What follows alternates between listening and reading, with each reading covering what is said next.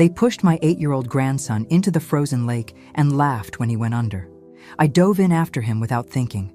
20 minutes later, when the paramedics were loading Danny into the ambulance, I made the call that would change everything. "Frank, it's Maggie. Do what you have to do. If you're watching this, subscribe and let me know where you're watching from." Now, let me take you back to how we got to that terrifying moment on Christmas Eve, 2024. My name is Margaret Sullivan, but everyone calls me Maggie. I'm 67, widowed for 3 years, and until 6 months ago, I thought I knew exactly where I stood in my family. Turns out, I was dead wrong about that. It all started going sideways when my daughter-in-law Brittany decided I was cramping her style. See, Brittany comes from money, the kind of Connecticut old money that makes people think their last name should be printed in gold letters. The Harrington family owns half the businesses in Greenwich and acts like they own the other half too. When she married my son Kevin 5 years ago, I thought love had won over class differences. Another mistake on my long list. Kevin's a good man, works construction, makes decent money, but to the Harringtons, he might as well be wearing overalls to the country club. And me? Well, I'm just the retired nurse from Queens who raised Kevin after his father died in Afghanistan. In Brittany's perfect world, I'm what you might call an embarrassment. The first sign of trouble came last summer when Danny started spending less time with me. Every weekend visit got shorter. Every holiday invitation came with more conditions. "Mom, Brittany thinks it might be better if you came later," Kevin would say, his voice tight with stress. "After her parents leave. Always after someone more important left." But I kept my mouth shut, smiled, and showed up when allowed. Because that's what you do when you love someone, right? You make yourself smaller so they can feel bigger. At least, that's what I told myself while I watched my relationship with my only grandchild slowly disappear. Then came the Christmas party at the Harrington estate, 20-acre property with a main house that could fit 3 of my apartment buildings. Private lake, tennis court, the works. Brittany had been planning this party for months, inviting all the right people. Politicians, business owners, anyone with enough money to make her feel important. I almost didn't go. Kevin had to beg me, actually. "Please, Mom, Danny keeps asking for Grandma Maggie, just for a few hours." So I put on my best dress, the navy blue one I wore to Kevin's wedding, and drove out to Greenwich in my 10-year-old Honda. The valet looked at my car like I'd driven up in a garbage truck. The party was exactly what you'd expect from people who measure their worth in trust fund statements. Crystal chandeliers, servers in white gloves, and enough diamonds to light up Times Square. I found Danny in the corner of the living room, looking as uncomfortable as I felt. 8 years old and already learning that some people matter more than others. "Grandma Maggie!" He ran to me, and for a moment, everything felt right again. Until Brittany appeared, designer dress probably worth more than my monthly rent, with that smile she reserves for special occasions, the one that never reaches her eyes. "Margaret," she said, not quite loud enough for others to hear. "I'm so glad you could make it. Danny, sweetie, why don't you go play with your cousins? They're by the lake." She said it like she was being helpful, but I knew better. She wanted Danny away from me before her important guests saw us together. That should have been my first clue about what was coming. "Oh, Margaret's here," Brittany's mother announced to the room like someone had just tracked mud on her Persian rug. Victoria Harrington has perfected the art of making people feel unwelcome without saying anything directly rude. It's a talent. Really. The conversation around us shifted, the way it does when the hired help walks into a room of paying customers. I've been dealing with people like Victoria my entire life. Nurses learn early how to spot the ones who think their money makes them better than everyone else. The difference is, in the hospital, I could walk away when my shift ended. "Victoria," I replied with my sweetest smile, "lovely to see you again." What I really wanted to say would have gotten me banned from Connecticut, but I'm not stupid. I knew Kevin was watching from across the room, probably holding his breath and praying I wouldn't embarrass him. "I was just telling everyone about our winter house in Aspen," Victoria continued, her voice carrying that particular pitch wealthy women use when they want to remind you of your place. "Perhaps you know the area? Do you ski, Margaret?" "Do I ski?" "Right. On my nurse's pension, I can barely afford cable television. But sure, let me tell you about my winter sports activities." "Not really my thing," I said. "I prefer activities that don't require trust funds." The silence that followed was deafening. Brittany appeared at her mother's elbow like magic, damage control mode activated. "Mother, didn't you want to show the Pembertons your new art acquisition?"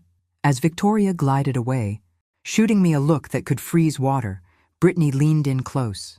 "Margaret, could you please try to remember where you are? These people are important to Kevin's future." Important to Kevin's future. Translation: shut up, smile, and don't remind anyone that their precious Brittany married beneath her station. "Of course, dear," I said. "I'll try to contain my working-class charm." Brittany's jaw tightened, but before she could respond, her father Richard joined us. Now, Richard Harrington is what happens when you give a mediocre man unlimited money and no consequences. He runs the family investment firm, which mostly seems to involve playing golf and making other people do the actual work. "Margaret," he boomed, loud enough for half the room to hear, "how's that little apartment working out for you? Kevin mentioned you downsized after your husband passed." I downsized because Kevin and Brittany needed help with their mortgage, but I wasn't about to share that information with Richard. Some family business should stay private, even when you're dealing with people who wouldn't understand privacy if it came with an instruction manual. "It's perfect for me," I replied. "Closer to my book club and the community center where I volunteer." "Volunteer work?" Richard nodded sagely, like he'd just discovered a fascinating new concept. "How generous of you to give your time like that. Of course, some people have time to spare. Some people have time to spare, because clearly my life was so meaningless that volunteer work was just how I filled my empty days." I bit my tongue hard enough to taste blood and excused myself to find Danny. I found him outside by the lake with Brittany's nephews, 3 boys who'd inherited the family talent for casual cruelty. The lake was frozen solid, had been for weeks according to Kevin, but Danny was standing well back from the edge while the other boys threw rocks at the ice. "Come on, Danny," one of them called. "Don't be such a baby. The ice is thick enough to walk on." Danny shook his head, staying where he was. Good boy. I taught him to be careful around water, told him stories about thin ice and hidden currents. His father never learned to swim properly, too busy working to pay for lessons, but I'd made sure Danny knew the dangers. "Grandma Maggie!" Danny spotted me and ran over, relief clear on his face. "They want me to go on the ice, but you said never to trust frozen lakes." "That's right, sweetheart." I ruffled his hair, noting how the other boys had stopped their game to stare at us. 3 little hedge fund princes in their designer winter coats, already learning that rules were for other people. The oldest one, probably around 10, stepped forward. "Are you really Kevin's mother? You don't look anything like him." Kids say things like that. They don't mean harm, usually.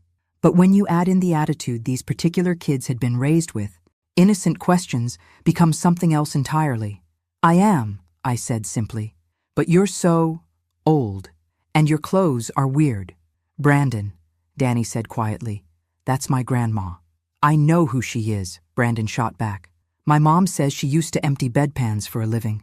That's when I saw the flash of shame cross Danny's face.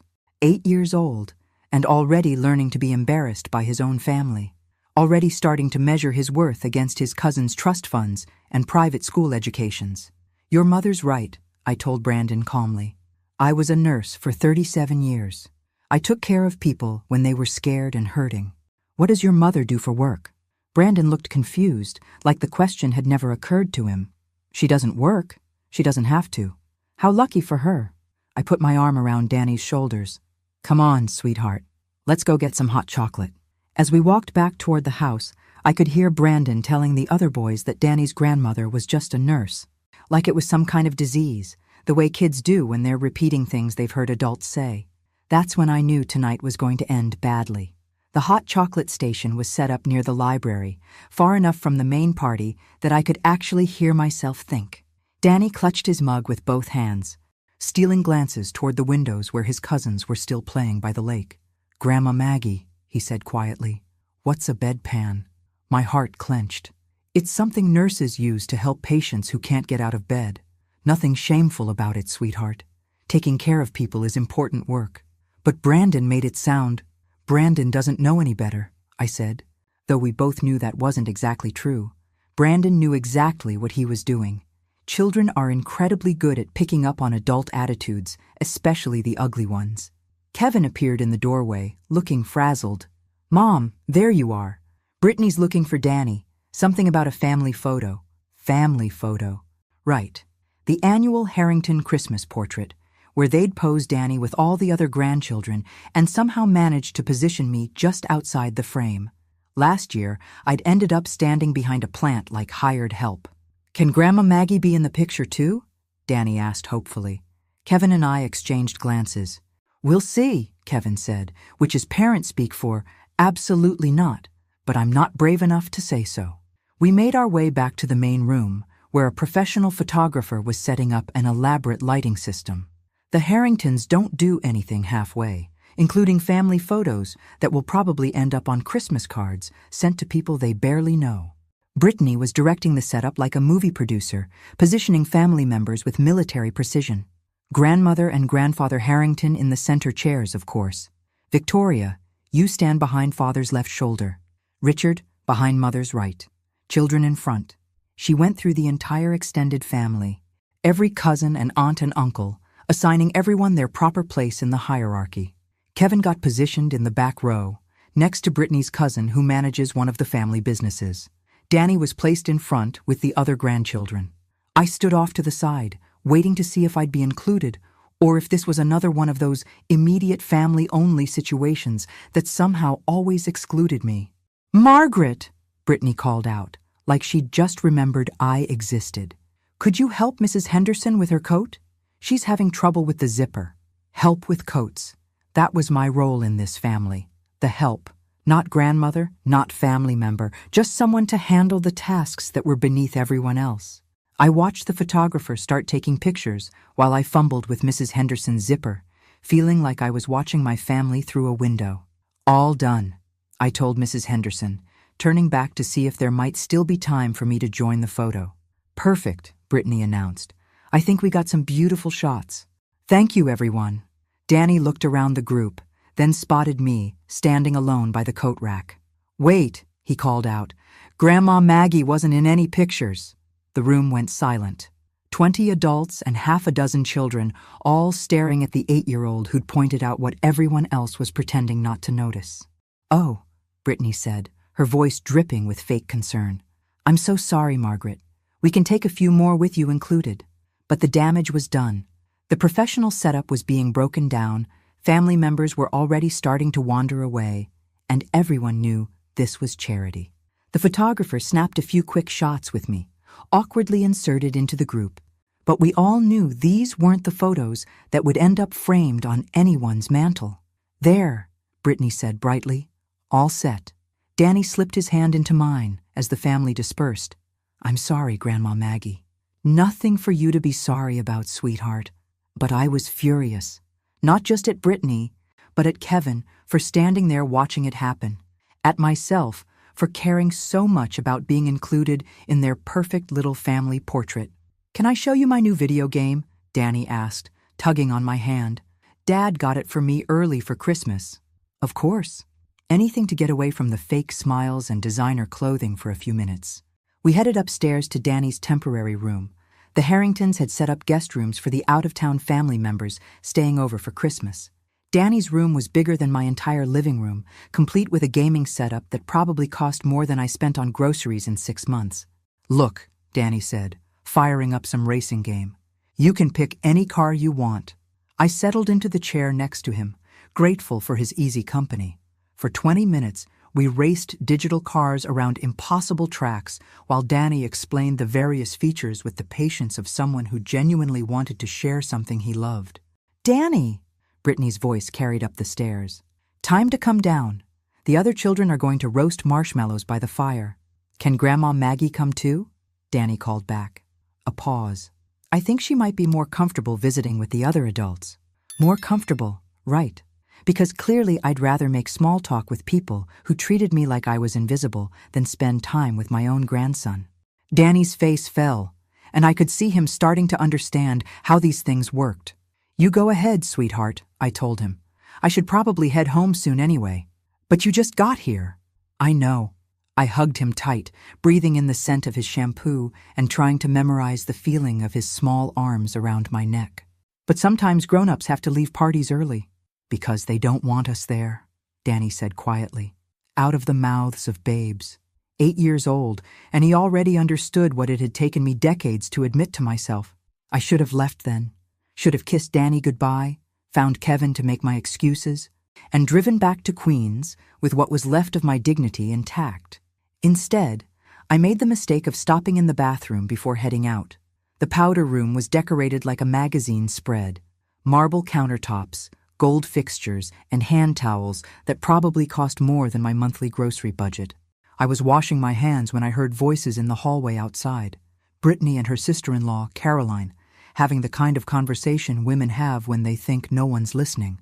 I just don't understand why Kevin insists on bringing her to everything, Brittany was saying. It's so awkward for everyone. She seems nice enough, Caroline replied, though her tone suggested she was just being polite. Nice isn't the point. Look at tonight. She made that comment about trust funds in front of Mother, then monopolized Danny for half the evening. The poor child barely got to interact with his cousins. Monopolized. I'd spent 20 minutes playing video games with my grandson, and somehow that translated to monopolizing his time, because apparently my relationship with Danny was supposed to be rationed to accommodate Brittany's social calendar. Has Kevin talked to her about scaling back her visits? Caroline asked. I've suggested it, but you know how men are about their mothers. He feels guilty because his father died and she raised him alone. Noble, I suppose, but not very practical. Not very practical. That's what I'd become. An inconvenient reminder of Kevin's life before Brittany upgraded him to her social circle. A problem to be managed rather than a person to be loved. What does she do with herself all day anyway? Caroline continued. Kevin mentioned she volunteers somewhere, but it's not like she has a real purpose anymore. No real purpose. 37 years of nursing, raising a son who became a good man despite losing his father, volunteering at the community center where I helped seniors navigate their benefits paperwork. But none of that counted because I didn't have a trust fund or a husband to define my worth. Exactly, Brittany said. That's why this whole thing is so awkward. She doesn't really fit anywhere in our lives, but she keeps trying to insert herself. And Danny's getting old enough to notice how different she is from the rest of the family. Different. Such a polite way to say, beneath us. Maybe if you found her some activities with people her own age, Caroline suggested. Senior groups or something? Give her a sense of community that doesn't revolve around you and Kevin. I've thought about that. There's a lovely senior center in Queens near her apartment, much more appropriate for someone in her situation. Someone in my situation. A poor widow who'd forgotten her place in the natural order of things. I gripped the marble countertop, fighting the urge to march out there and tell them exactly what I thought of their conversation. The thing is, Brittany continued, lowering her voice, I'm concerned about Danny. He's at such an impressionable age, and I don't want him getting confused about family dynamics. The other children have grandparents who fit a certain standard. I want Danny to understand what's expected of him as he grows up. What's expected of him. Translation. Forget where you come from, kid. Pretend your grandmother doesn't exist so you can properly blend in with the trust fund babies. I understand completely, Caroline said. Image matters, especially at Danny's school. The other parents notice everything. They were talking about my grandson's private school education, where appearances mattered more than character and family loyalty was conditional on social status. Suddenly, I understood why Danny had looked so uncomfortable at the party, why he'd been standing apart from his cousins. He was already learning to be ashamed of me. The voices moved away down the hall, but I stayed in the bathroom for another few minutes, staring at my reflection in the gold-framed mirror. 67 years old, gray hair that I'd styled carefully for tonight, wearing my best dress that was probably older than Brittany's marriage. When had I become someone to be hidden away? When had loving my family become an inconvenience they had to manage? I found Kevin in the kitchen, talking quietly with his father-in-law about some construction project. He looked up when I approached, and I could see the question in his eyes. Had I done anything embarrassing while he wasn't watching? I'm heading home, I told him. Already? But you just got here. I've been here for 3 hours. Kevin. Oh. He glanced around, probably calculating how long he'd have to stay to avoid offending anyone important. Drive carefully. The roads might be icy. That was it. No, thank you for coming. No, Danny was so happy to see you. No, when can we get together again? Just drive carefully, like I was any other guest leaving early. I found Danny in the living room, roasting marshmallows with his cousins while the adults stood around drinking wine and talking about their winter vacation plans. He looked up when I approached, his face lighting up for just a moment before falling. You're leaving? It's getting late. Sweetheart. But you're coming to Christmas dinner, right? At our house? I glanced toward Kevin, who was suddenly very interested in his conversation with Richard about interest rates. Brittany appeared at my elbow like she'd been waiting for this moment. About Christmas dinner? She said, with that bright smile that never meant anything good. I hope you don't mind, but we've had to adjust the plans slightly. Kevin's cousin is flying in from California, and with the space constraints, in their 4-bedroom house with the formal dining room that seated 12. I understand, I said, because what else could I say? Maybe we can celebrate another time. Danny's face crumpled. But Grandma Maggie, you always come to Christmas dinner. Plans change, sweetheart. That's okay. But it wasn't okay, and we both knew it. I kissed the top of his head, breathed in the scent of his hair one more time, and walked out of the Harrington estate knowing that something fundamental had shifted.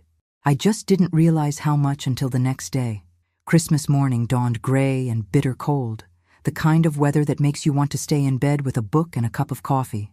I'd been awake since 5, staring at the ceiling and trying not to think about Danny opening presents without me for the first time in his life. My phone buzzed around 10, a text from Kevin with photos from their morning. Danny in his pajamas, surrounded by more gifts than most families see in a lifetime. Big smile, but something missing in his eyes. No mention of when I might see him. No invitation to stop by later. I was microwaving leftover Chinese takeout for breakfast when my phone rang. Kevin's name on the display made my heart jump. Maybe he'd realized excluding me was wrong. Maybe they wanted me to come over after all. Merry Christmas, Mom.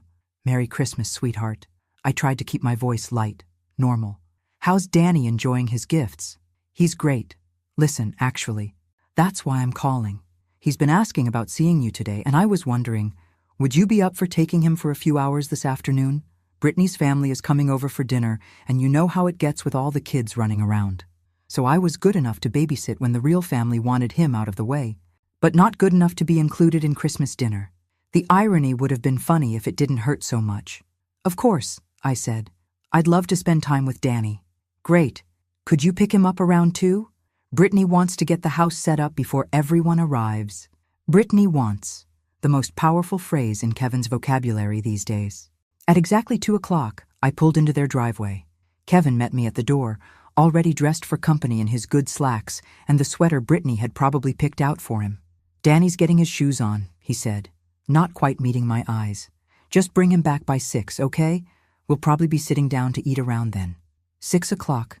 Just in time for me to drop him off and disappear before the real family saw me. Danny came running down the stairs, backpack slung over his shoulder and his face bright with excitement. Grandma Maggie, I got the coolest robot for Christmas. Want to see? For the next 3 hours, we built robot armies in my small living room, watched a Christmas movie I'd recorded just for him, and ate grilled cheese sandwiches cut into triangles the way he liked them.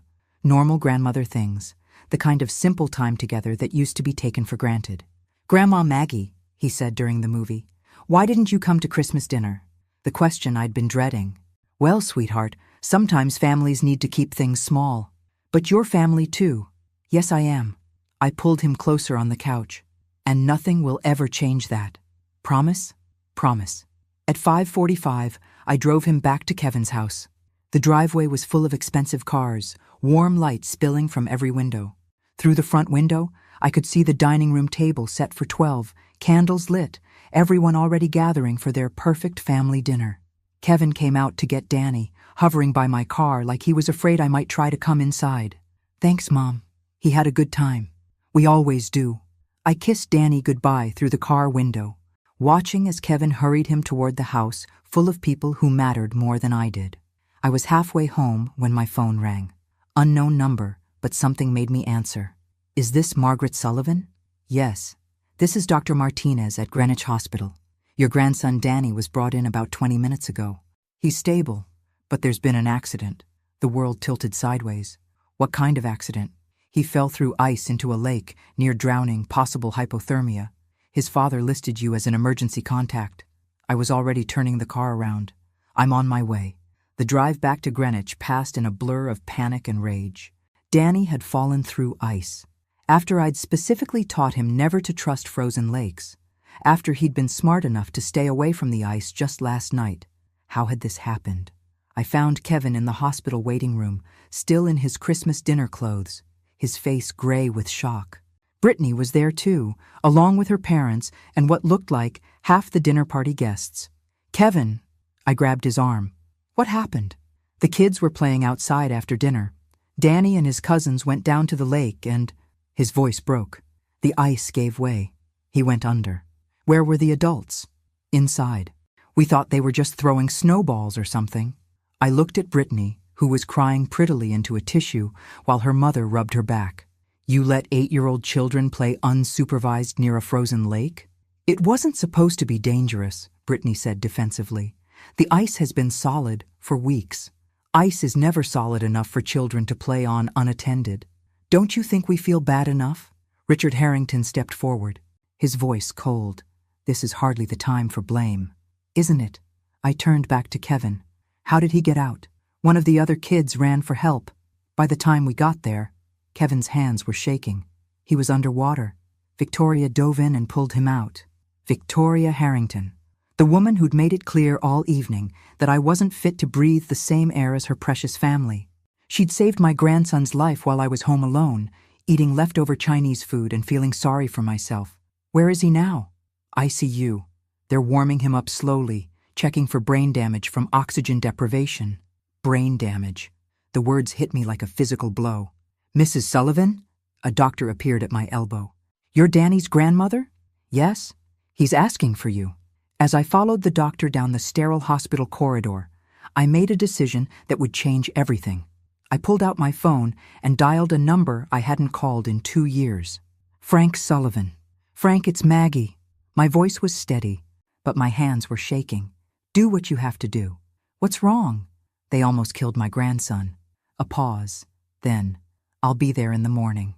And that's when the real story began. Danny looked so small in the hospital bed, connected to machines that beeped softly in the quiet ICU room. His lips were still faintly blue, and his breathing was shallow, but his eyes opened when I walked in. Grandma Maggie, he whispered, his voice hoarse from the lake water he'd swallowed. I'm here, sweetheart.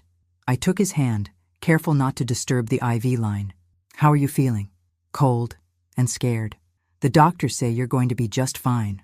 I smoothed his hair back from his forehead, noting how much warmer his skin felt than when I'd first arrived. You're a brave boy. I remembered what you said about ice. I didn't want to go on the lake, but Brandon said I was being a baby. My heart clenched. What happened, Danny? Brandon and Tyler pushed me. They said I was too chicken to walk on the ice like a real boy. His eyes filled with tears. They laughed when I fell through. They pushed him. This wasn't an accident. It was bullying that had turned into a near tragedy, and when I thought about Brittany's family laughing it off, calling it boys being boys, my vision went red. Did you tell your dad what really happened? Danny shook his head. Brandon said if I told, they'd make sure I never got invited to family stuff again. He said his mom already thinks I don't belong. 8 years old, and he was already being trained to accept abuse, to earn his place in a family that didn't want him anyway. The same way I'd been trained to smile and stay quiet while they slowly erased me from their lives. Danny, listen to me. I leaned closer, making sure he was looking directly at me. What those boys did was wrong. Very wrong, and no one gets to hurt you and then tell you to keep quiet about it. But what if they're right? What if I really don't belong? You belong wherever people love you for who you are, not what you can do for them. I squeezed his hand gently. And you are loved, sweetheart. So much. A nurse came in to check his vitals, and I stepped out into the hallway to think. Through the waiting room window, I could see the Harrington family still holding court, playing the role of concerned relatives for the hospital staff and any other witnesses. Kevin sat apart from them, his face buried in his hands. My phone buzzed with a text message. Just landed at LaGuardia. See you in an hour. F. Frank. My older brother. The one who'd left Queens 40 years ago and never looked back. The one who'd built something impressive out of nothing, though he'd never told me exactly what that something was.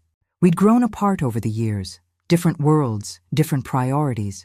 But family was family when it mattered.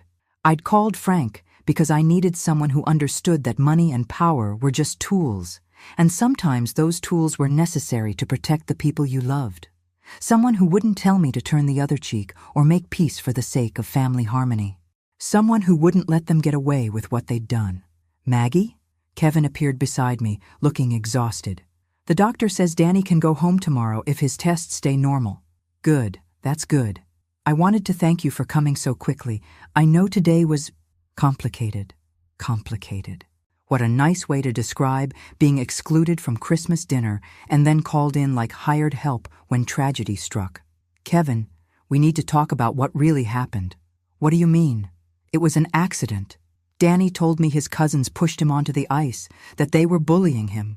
Kevin's face went pale. He said that? He also said Brandon threatened him about telling the truth, said Brittany's family already thinks he doesn't belong. Kevin looked back toward the waiting room, where Brittany was dabbing her eyes with a tissue while her father spoke in low, serious tones to what looked like a hospital administrator. Mom, I know the family dynamics are difficult, but accusing Brandon of pushing Danny, that's a serious allegation. Is it more serious than a child nearly drowning? Of course not. But if we start throwing around accusations, we might upset the people who already don't want us around anyway? Kevin winced. It's not that simple. It is exactly that simple. I kept my voice low, but every word was steel. Your son was pushed into a frozen lake by children who've been taught that he's beneath them. And you're worried about making accusations. What do you want me to do, Mom? Blow up my marriage over something we can't prove? Before I could answer, a commotion erupted in the waiting room. Security guards were escorting a man in an expensive overcoat through the double doors, ignoring the protests of the hospital staff who were trying to explain visiting hour restrictions. Frank Sullivan might be pushing 70, but he still commanded attention when he walked into a room. Silver hair, perfectly tailored suit, and the kind of quiet confidence that comes from knowing you can buy and sell most of the people around you. Which one of you is Harrington? He asked the assembled family, his voice carrying easily across the room. Richard stepped forward, puffing up with his usual self-importance. I'm Richard Harrington. And you are? Frank Sullivan, Danny's great-uncle. Frank's eyes swept the room, taking in every face, cataloging every detail. We need to talk. I'm sorry, but this is a private family matter, Victoria interjected. Perhaps you could call tomorrow, when emotions aren't running so high. Frank turned to look at her, and something in his expression made her take a step back. Lady, my nephew nearly died on your property while your grandchildren bullied him. The only thing private about this situation is the conversation we're going to have about how you're going to make this right. Now see here, Richard started, but Frank cut him off with a gesture. You've got two choices. We can handle this quietly, like civilized people, or we can handle it through lawyers and investigators and the kind of public attention that makes people ask uncomfortable questions about family dynamics and child supervision. Frank's smile was pleasant and absolutely terrifying. What's it going to be? That's when I realized my brother hadn't just built something successful over the past 40 years. He'd built something powerful, and the Harringtons were about to find out exactly what that meant. Within 24 hours of Frank's arrival, Richard Harrington's investment firm was under investigation by the SEC. Funny how quickly karma works when you know the right people. I was sitting in Danny's hospital room the next morning when Kevin burst in, his face flushed with panic. Mom, what did you do? Good morning to you too, sweetheart. I looked up from the crossword puzzle I'd been working on while Danny slept. Did you bring the orange juice Danny asked for? Federal investigators showed up at Richard's office this morning. They're seizing files, freezing accounts, the whole 9 yards. Kevin's voice cracked with stress. Brittany is hysterical. She thinks you called them. Why would she think that? I asked innocently, though we both knew exactly why. Frank hadn't wasted any time making his point. Did you ask your brother-in-law if there's anything they should be investigating? This isn't funny, Mom. If Richard goes down, it affects everyone, including Danny's college fund. Ah, yes, the college fund. The one Brittany had mentioned several times as Danny's ticket to the right schools, the right connections, the right life. Amazing how money that was supposedly for Danny's future always seemed to come with strings attached to the Harrington family name. "Kevin," I said gently, "sit down." He remained standing, pacing actually, like a caged animal. "I can't sit down. My wife's family is being destroyed, and I need to know if you're responsible. Your wife's family pushed your son into a frozen lake and laughed about it.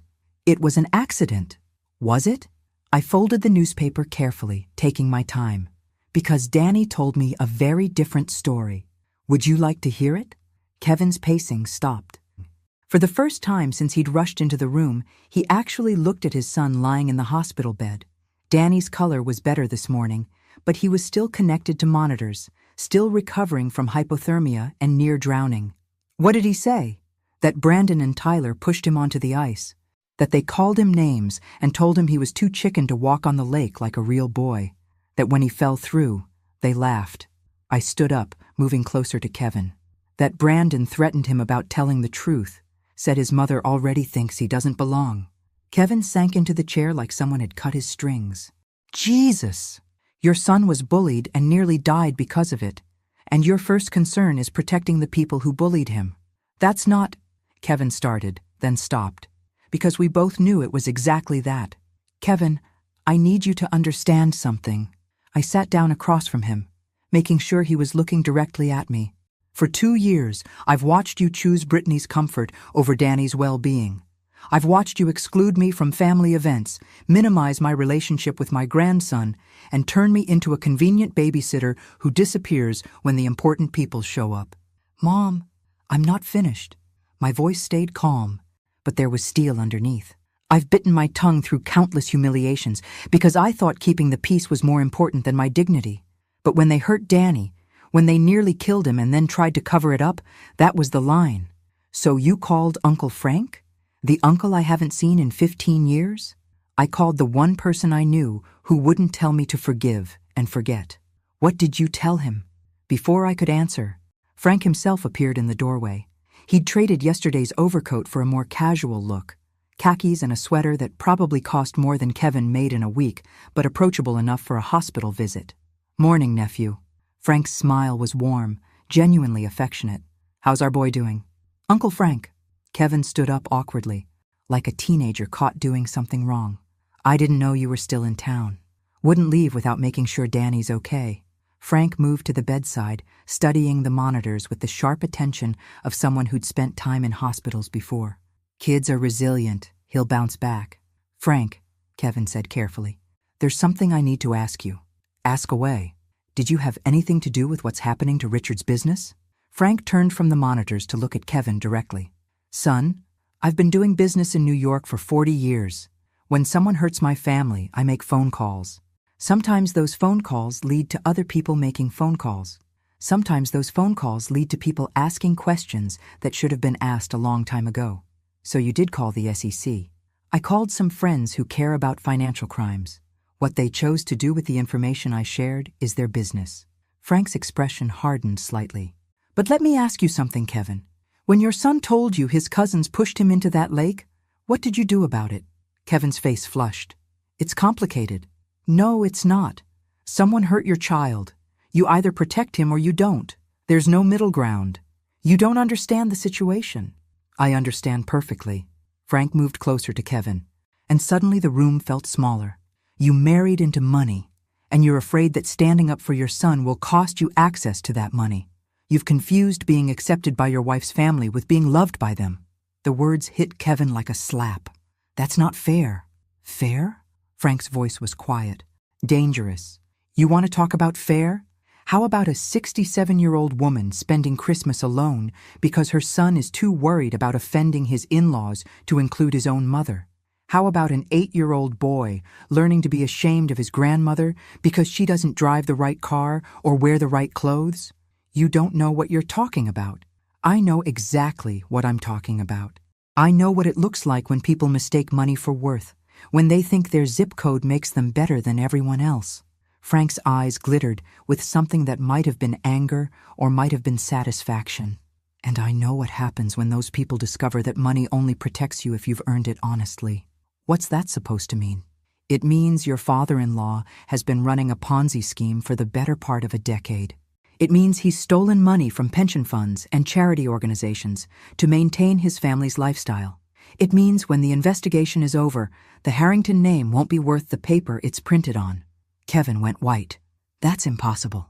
Richard's firm manages billions, other people's billions, which he's been spending on houses and cars and private school tuitions.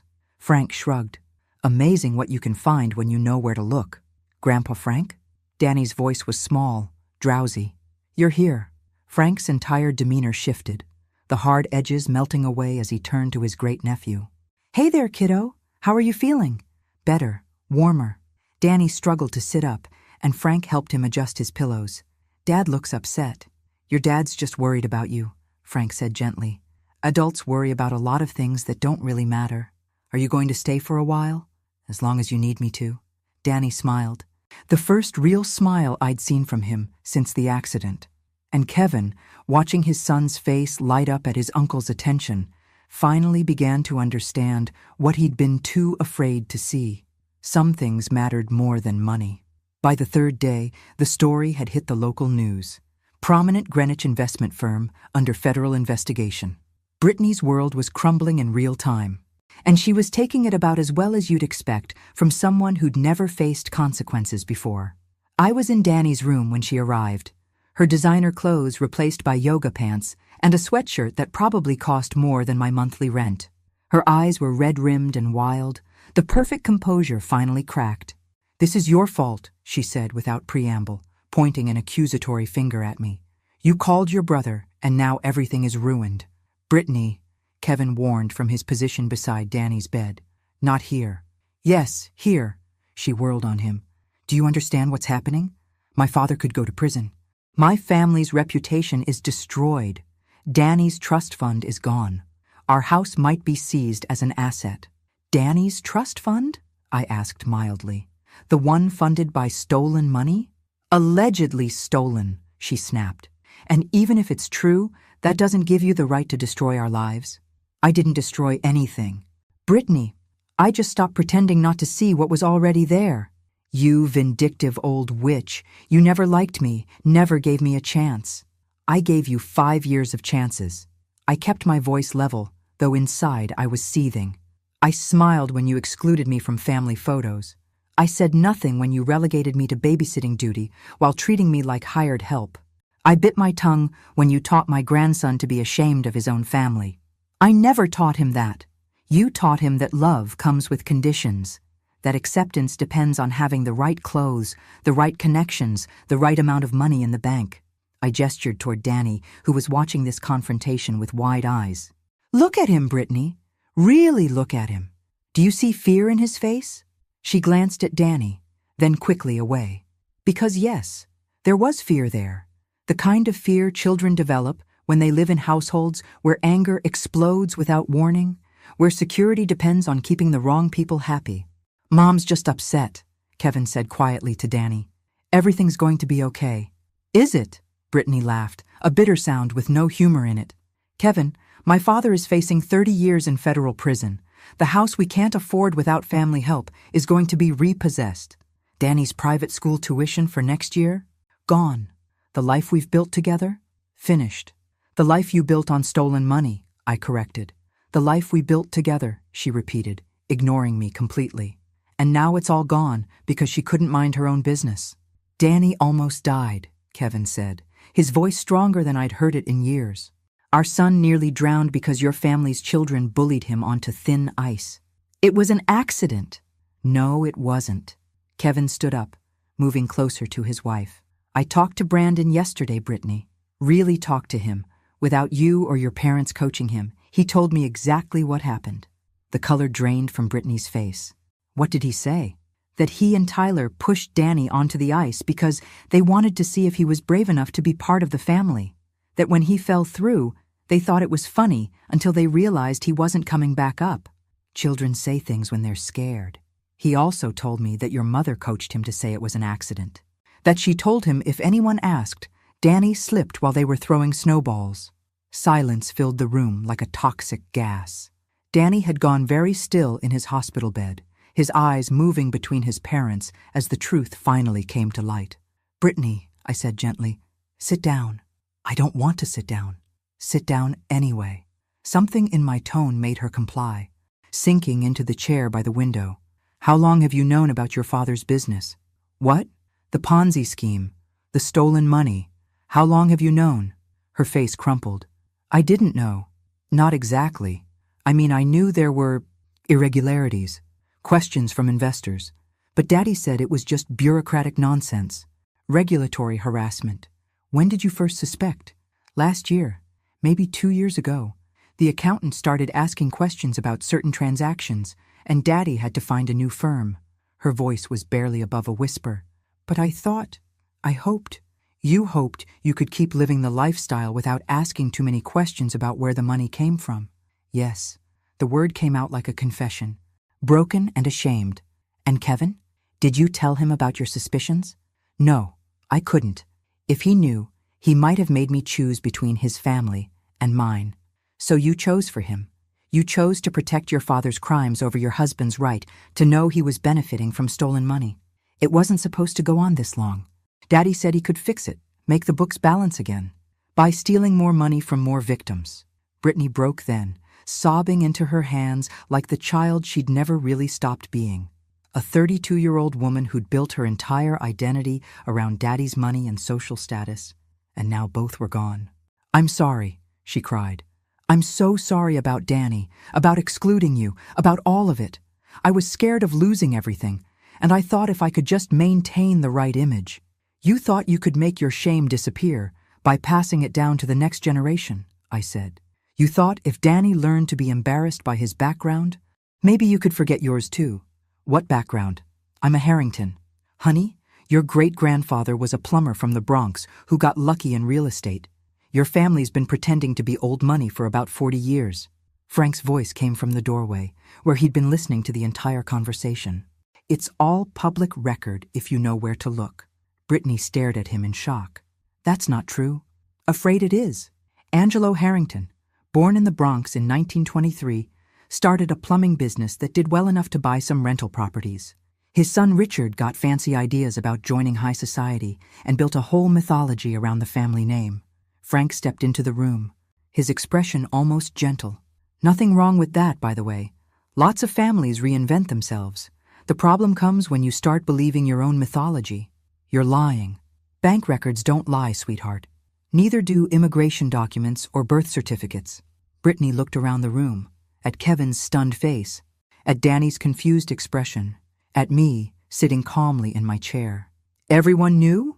"I suspected," I admitted. "Real old money doesn't need to work so hard to prove itself." "So what happens now?" she asked, her voice small and lost. Frank answered before I could. "Now you learn what it means to build a life based on something other than your father's money. Now you figure out whether your marriage is strong enough to survive without the trust fund safety net. Now you decide what kind of mother you want to be to that boy." He gestured toward Danny, who had been quietly absorbing every word of this adult conversation. "And most importantly," Frank continued, "now you learn to apologize properly, not just for getting caught, but for the choices you made that led to this moment." Brittany looked at Danny, then at me. For the first time since I'd known her, she seemed to see us as actual people, rather than inconvenient relatives. "I don't know how to do that," she whispered. "Lucky for you," I said. "You've got time to learn." Kevin asked for a divorce 3 days later. Not because of the money, though finding out your lifestyle was funded by pension fraud certainly didn't help, but because of what Brittany had said when he confronted her about coaching Brandon to lie. She told me it was more important to protect the family reputation than to get justice for Danny, Kevin told me as we sat in the hospital cafeteria, picking at sandwiches neither of us wanted to eat. When I asked her what kind of message that sent to our son, she said Danny needed to learn that family loyalty sometimes requires difficult choices. Family loyalty. The same phrase I'd heard my entire life, used to justify every cruelty and excuse, every betrayal. the sacred obligation that somehow only ever flowed in one direction. "How's Danny handling it?" I asked. "Better than I expected, honestly. I think he's relieved that someone finally believes him about what happened at the lake." Kevin rubbed his face with both hands. "He asked me yesterday if he was going to have to keep pretending to like Brandon." "What did you tell him?" "That he never has to pretend anything for anyone else's comfort ever again." Smart answer. Maybe Kevin was finally learning that protecting your child means more than just providing financial security. "Where will you live?" I asked gently. "Danny and I will stay in the house until it gets repossessed. Then we'll figure something out. Brittany's moving back in with her parents, assuming they don't end up in prison." Kevin's laugh was bitter. "Amazing how quickly everything can change." "Not everything. You're still Danny's father. I'm still his grandmother. That doesn't change based on zip codes or bank balances." "I know. And Mom, I owe you an apology. A big one." I waited, letting him find his words. "I was so desperate to give Danny the life I never had, the connections, the opportunities, the financial security, that I forgot the most important thing you gave me." "Which was?" "Unconditional love, the kind that doesn't come with strings or conditions or requirements to be someone I'm not." Kevin's eyes filled with tears. "I almost lost that for both of us." "But you didn't," I said firmly. "Mistakes can be forgiven, Kevin. What matters is what you do next. I want to do better. For Danny, for you, for myself." He reached across the table and took my hand. "Will you help me figure out how?" Before I could answer, Frank appeared at our table with a cup of coffee and a manila folder thick with documents. "Mind if I join you?" he asked, already pulling out a chair. "We need to talk about what happens next." "More bad news?" Kevin asked wearily. "Actually, some good news mixed in with the complicated stuff." Frank opened the folder and pulled out several official-looking papers. "First, Richard Harrington's plea hearing is set for next month. His attorney thinks he'll get 8 to 10 years if he cooperates fully with the investigation. What about restitution for the victims?" "That's where it gets interesting." Frank's smile had a predatory edge. "Turns out Richard was sloppy about separating his personal assets from the business. The house, the cars, the country club memberships, all purchased with stolen money, which means they're all subject to seizure." "Including Danny's trust fund," Kevin said. "Including the trust fund. But here's the thing. The court has to determine which assets were legitimately earned versus which came from illegal activities. That process could take years, and in the meantime, certain family members might find themselves in difficult financial situations."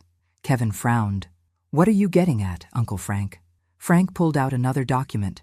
"I've been thinking about investing in some real estate, small development projects, affordable housing, that sort of thing. I'll need a good construction manager, someone I can trust to oversee the work. Construction management isn't exactly my specialty." "You'd learn. The salary would be substantial. Enough to keep Danny in a good school district, maintain health insurance, maybe even save for college." Frank's expression grew serious. "The job comes with one non-negotiable requirement, which is complete honesty about everything. No more convenient omissions, no more choosing comfort over truth. If you're going to work for me, I need to know you'll always put family first. Real family, not the kind you buy with social connections." Kevin stared at the contract Frank had slid across the table. "Why would you do this for me?" "Because 40 years ago, I made the mistake of letting success drive a wedge between me and the people who mattered most. I've got more money than I can spend in 3 lifetimes, but I've got no children of my own, no legacy except buildings and bank accounts." Frank's voice softened. "Your mother never stopped believing in family, even when family failed her. Maybe it's time I remembered what that looks like." "What about Brittany? What about her? If I take this job, if Danny and I start over, what happens to her?" Frank shrugged. "That's her choice to make. She can figure out how to rebuild her life based on something other than Daddy's money, or she can spend the next 10 years visiting him in federal prison and feeling sorry for herself. She's still Danny's mother." "Yes, she is. And if she wants to be part of his life moving forward, she'll have to earn that privilege the same way everyone else does, by putting his needs ahead of her own comfort." Kevin read through the contract slowly, and I could see him processing not just the financial details, but the larger implications. This wasn't just a job offer. It was a chance to rebuild his entire value system from the ground up. There's one more thing, Frank said, pulling out a final document. I've been looking into private schools in Danny's new district. Found one that's specifically designed for kids who've experienced trauma or family disruption. Smaller classes, counselors on staff, emphasis on character development rather than social status. How much does it cost? Already covered as part of your compensation package, along with health insurance, dental, and a college fund that nobody can touch except Danny when he turns 18. Kevin's hands were shaking as he signed the contract. I don't know how to thank you. Thank me by being the father Danny deserves and the son your mother raised you to be. Frank gathered up the papers and stood. Now, if you'll excuse me, I have a meeting with some attorneys about certain property seizures. Seems the Harrington estate might be available for purchase at a very reasonable price. After Frank left, Kevin and I sat in silence for a long moment. Mom, he said finally, what did you tell Uncle Frank about the Harringtons? When you called him that first night? I thought about that phone call, about the rage and desperation I'd felt watching Danny in the hospital bed while his bullies got to go home to their warm houses and perfect lives. I told him the truth, I said, that they almost killed my grandson and thought they could laugh it off, that they'd spent 2 years teaching him to be ashamed of his own family, that someone needed to remind them that actions have consequences, and he just decided to destroy their entire lives? Kevin, honey, Frank didn't destroy anything. He just stopped helping them hide what they'd already destroyed themselves. I reached across the table and squeezed his hand. The difference is, when you destroy something through your own choices, you get what you deserve. When someone else almost destroys your child, you get justice. Is that what this is? Justice? I thought about Brittany crying in Danny's hospital room, about Richard Harrington facing federal prison, about Victoria and the rest of the family learning that money couldn't buy them out of every problem. It's a start, I said. The day Richard Harrington was sentenced to 12 years in federal prison, Frank bought the family estate at auction for 40 cents on the dollar. He had very specific plans for the property. He told me over dinner that evening. Plans that would benefit a lot of people who'd never had the advantages the Harringtons took for granted. You're going to turn it into low-income housing, I guessed, watching him cut his steak with the precision of someone who'd learned table manners late in life but learned them well. Close.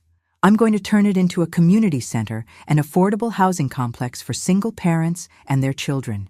Daycare, after-school programs, job training, the works. Frank's smile was satisfied, the expression of a man who'd found the perfect revenge. The Harrington Family Community Center. Has a nice ring to it, don't you think? Frank Sullivan, you are a wicked man. I prefer poetically just, but I'll take wicked. He raised his wineglass in a mock toast. To giving people what they deserve. Speaking of which, how's Brittany adjusting to her new circumstances? About as well as you'd expect from someone who's never worked a day in her life and suddenly needs to figure out how to pay rent. Frank's expression grew serious. Though, to her credit, she did get a job at a local preschool. Teacher's aide, minimum wage, but it's honest work. And Kevin? Kevin's doing well. Really well, actually. Turns out, he's got a natural talent for project management when he's not trying to impress people who don't deserve his respect. Frank leaned back in his chair. He's also been taking Danny to counseling, twice a week, working through everything that happened with the lake and the family dynamics. How's Danny doing with all the changes? Better than anyone expected. Kid's resilient, and he's figuring out that losing the trust fund doesn't mean losing his security. Kevin's been very clear about priorities. Danny's well-being comes first. Everything else is negotiable. It had been 6 months since the lake incident, 3 months since Richard's sentencing, and 2 months since Kevin and Danny had moved into their new apartment, a modest 2-bedroom place in a good school district. Nothing fancy, but filled with the kind of warmth their old house had never managed. Frank, I said carefully, can I ask you something? Shoot. How long have you been wealthy? Really wealthy? He laughed, the sound carrying genuine amusement. What gave it away? The fact that I can buy estates at auction, or the fact that federal investigators return my phone calls? Both, actually. Would you believe me if I said it started with a food truck? A food truck? Best damn sandwiches in Manhattan, 1987 to 1994. Parked outside the financial district, served lunch to all the young hotshots who thought they were going to conquer Wall Street. Frank's expression grew nostalgic. Amazing what you can learn about market trends when you're feeding traders their lunch every day. You used insider information to make investments? Nothing illegal. But when you hear the same names coming up in conversations day after day, when you see patterns in who's buying lunch and who's skipping meals because their firm's in trouble, you start to understand how the market really works. So you parlayed sandwich money into, what? Real estate first, then tech investments in the 90s, then diversified into pretty much everything. Frank shrugged, like accumulating massive wealth was a minor hobby. Turns out I had a knack for seeing opportunities other people missed. And you never told anyone in the family? Who was I going to tell? Mom and Dad were gone. You were busy raising Kevin and building your nursing career. I sent Christmas cards with beach photos and figured everyone assumed I was doing okay. More than okay. Success is relative, Maggie. For 40 years, I measured mine in profit margins and portfolio performance. Then I got a phone call from my sister telling me someone had hurt her grandson, and I realized I'd been keeping score wrong the whole time. He pulled out his phone and showed me a photo. Danny and Kevin painting a fence behind their new apartment building, both of them covered in white paint and laughing. That's success, Frank said quietly. A kid who's not afraid to get dirty, a father who's more concerned with his son's happiness than his social status, and a grandmother who taught them both what unconditional love looks like. Before I could respond, my own phone buzzed with a text message. Kevin, asking if I wanted to come over for dinner tomorrow night. Danny had learned to make spaghetti and wanted to show off his culinary skills. You know what I realized recently? I said, typing back my enthusiastic yes. What's that? I spent 2 years letting the Harringtons make me feel like I wasn't good enough for their family. But I was never trying to join their family. I was trying to maintain my own, and my family was always worth more than theirs, even when theirs had more money. Damn right it was. The funny thing is, losing everything was the best thing that could have happened to Kevin and Danny. Now Danny knows his father will choose him over social status every time. And Kevin remembers what it feels like to love people for who they are instead of what they can do for you. What about Brittany? Any chance of reconciliation there? I thought about that question for a long moment. She calls Danny every week, never misses his soccer games, helps Kevin with pickup and drop-off when his work schedule gets crazy. That's something. It's a start. She's learning that being a mother means more than providing designer clothes and private school tuition. And Danny's learning that love doesn't disappear when circumstances change. Think she'll ever remarry? Maybe. But if she does, it'll be because she found someone who loves her for who she is, not who her father was. I smiled, thinking about the woman Brittany was becoming without the safety net of family money. Amazing what people can accomplish when they have to rely on their own character instead of their trust fund. Frank signaled for the check, then looked at me seriously. Maggie, there's something else I need to tell you. What now? The community center I'm building on the Harrington property? I want you to run it. Frank, I'm 67 years old. I don't know anything about running community centers. You know about taking care of people. You know about what families need when they're struggling. You know about building something meaningful out of whatever resources you have available. He leaned forward. Plus, the salary comes with a very nice apartment on the property. Plenty of room for a grandmother who wants to be close to her family. I stared at him. You bought a 20-acre estate so I could live near my grandson? I bought a 20-acre estate because someone needed to put it to better use than hosting parties for people who think their zip code makes them special. The fact that it happens to be 10 minutes from Kevin and Danny's apartment is just a bonus. Frank Sullivan, you are the most manipulative, scheming, wonderful brother a woman could ask for. I'll take that as a yes to the job offer. Yes to the job offer. I raised my wine glass to match his earlier toast. To giving people what they deserve. And to family, Frank added. The kind you can't buy and can't lose, no matter how hard people try to take it away from you.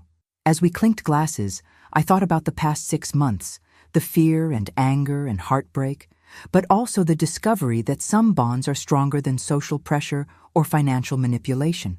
That love, real love, doesn't disappear when trust funds do.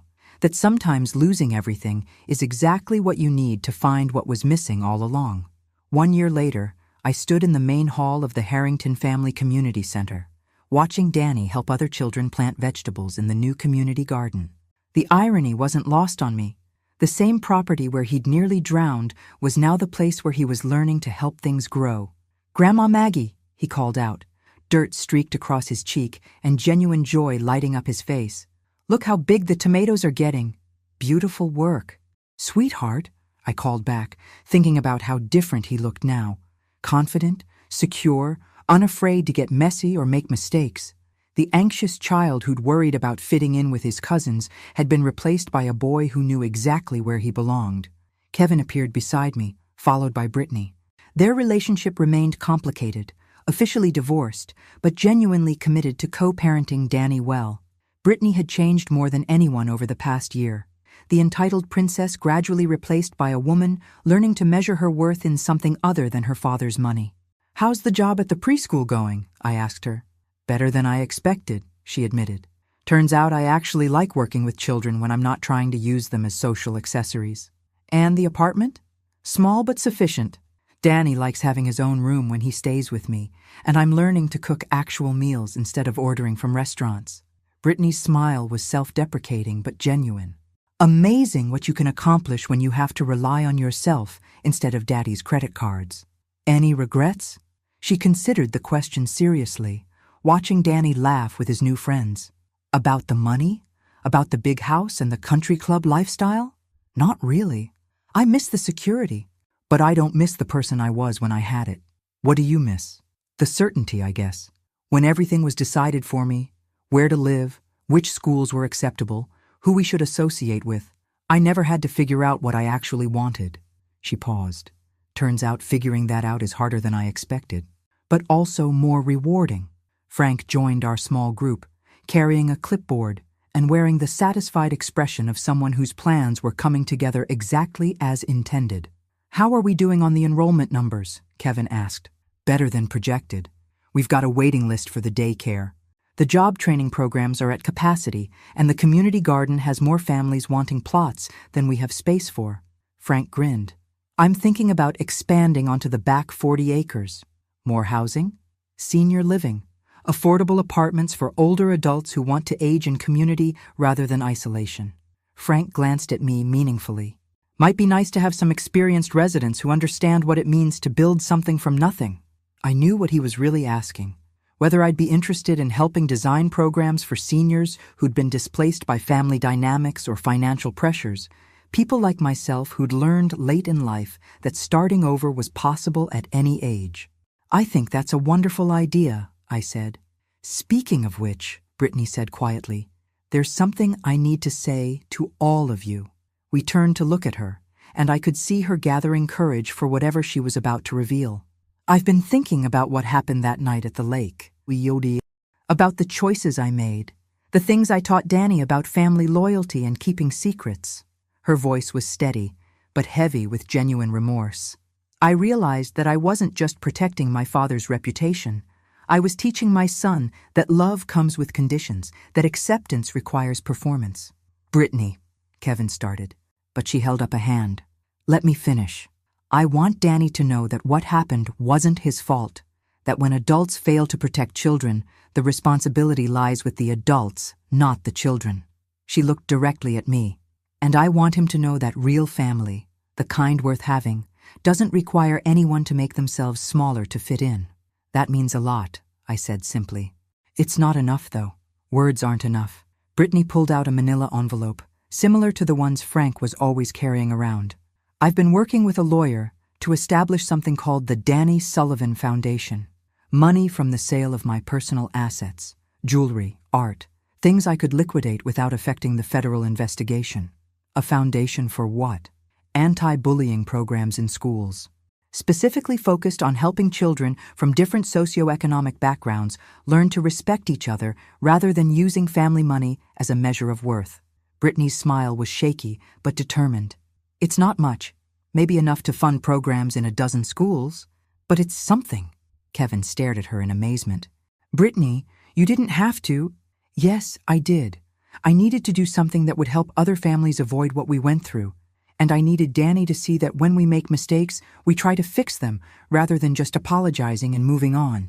Frank took the envelope and scanned the documents inside, his expression growing impressed. "This is substantial, Brittany.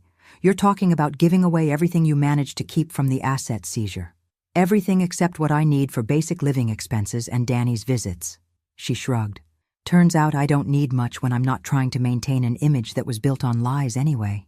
I watched Danny playing with his friends, oblivious to the adult conversation happening nearby, but clearly thriving in this environment where children were valued for their character rather than their connections.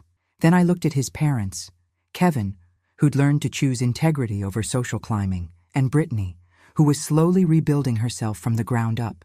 "You know what I think?" I said finally. "What's that, Mom?" Kevin asked.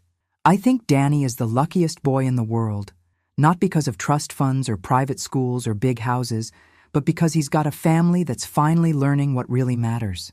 "What's that?" Brittany asked. "That love isn't something you earn by being perfect or maintaining the right image. That family isn't about bloodlines or bank accounts. That the people worth keeping in your life are the ones who show up when things get difficult, not just when things are convenient." As if summoned by our conversation, Danny came running over, his hands full of cherry tomatoes and his face glowing with pride. "Look what we picked," he announced. "Mrs. Chen says we can make salad for everyone at lunch tomorrow."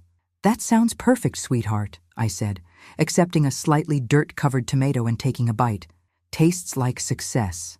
"What does success taste like?" Danny asked, genuinely curious. I looked around at my complicated, imperfect, resilient family. My son, who'd learned to choose love over status. My former daughter-in-law, who was building a new life based on character rather than privilege. My brother, who'd used his wealth to create opportunities for people who'd been overlooked by society. "Like home," I said. "Success tastes like home." Later that evening, as Frank and I sat on the porch of my apartment watching the sunset over the community garden, he asked the question I'd been expecting. "Any regrets, Maggie? About calling me that night? About everything that happened afterward?" I thought about the Harringtons, Richard in federal prison, Victoria struggling to rebuild her social life without the family money, Brandon and Tyler learning to navigate school without their sense of entitlement to protect them. I thought about Brittany, working minimum wage and learning to find purpose in helping others rather than impressing them. I thought about Kevin and Danny, building a relationship based on honesty and mutual respect rather than financial obligation.